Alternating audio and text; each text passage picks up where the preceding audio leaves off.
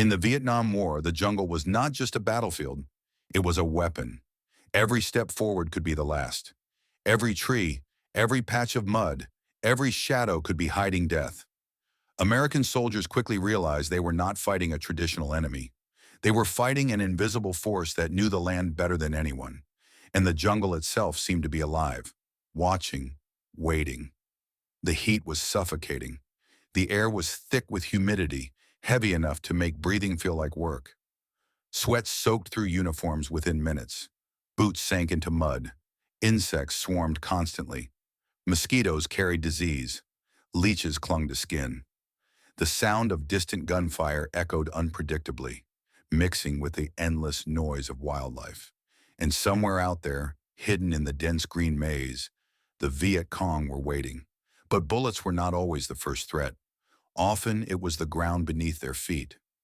One of the most feared dangers was something deceptively simple: punji stakes. These were sharpened bamboo spikes placed at the bottom of carefully concealed pits. The traps were covered with leaves and dirt, blending perfectly into the jungle floor. A soldier would take one wrong step and suddenly disappear into the earth, impaled on sharpened stakes. Sometimes the spikes were coated with filth to cause infection. The goal was not always to kill. Sometimes it was to wound. A wounded soldier required evacuation, medical attention, and multiple men to carry him out. It slowed units down. It created fear, and fear was powerful. Then there were tripwires, thin, nearly invisible wires stretched across trails and between trees. Attached to grenades or explosives, they turned ordinary paths into deadly corridors. A slight brush against the wire, a careless step, and an explosion would tear through the silence of the jungle. The terrifying part was that these devices were often placed where soldiers felt most secure: near camps, along routine patrol routes, even near water sources. Some traps were designed with cruel creativity. Bamboo whip traps used bent saplings under tension. When triggered, sharpened spikes would swing violently at chest or head level. Other devices involved spike boards that would flip upward when stepped on. Hidden explosive charges were crafted from unexploded American munitions, repurposed and buried along expected patrol routes. The Viet Cong turned discarded bombs into new weapons. And then there were the tunnels. Vast underground networks stretched beneath villages and jungle clearings. These tunnels were not simple hiding holes. They were complex systems with living quarters, storage rooms, command centers, and hidden exits. Entrances were often no larger than a small square in the dirt, nearly invisible unless you knew exactly where to look. Some were hidden beneath cooking pots or inside huts. Others were disguised within termite mounds. For American soldiers, discovering a tunnel was only the beginning of another nightmare. Inside, the air was suffocating and the darkness absolute. Tunnel rats, soldiers assigned to enter these narrow passages, crawled forward armed with only a flashlight and a pistol.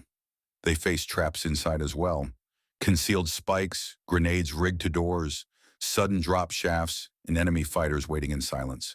The psychological pressure was immense. Every inch forward could trigger something fatal. The jungle also erased visibility. Thick foliage limited sight lines to mere meters. Ambushes were common. The enemy would strike quickly, then vanish into vegetation or disappear underground. It was guerrilla warfare at its most effective. The Americans had superior firepower, helicopters, artillery, and air support. But technology struggled against terrain that swallowed sound and sight. Weather made everything worse. Monsoon rains flooded positions and turned the ground into a swamp. Rivers overflowed. Equipment malfunctioned.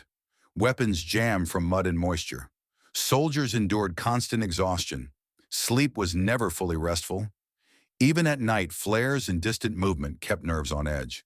The greatest weapon, however, may have been psychological.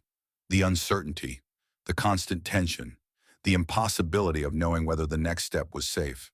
Soldiers described the jungle as an enemy that never slept.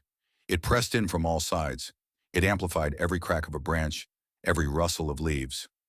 Was it the wind, an animal, or something else?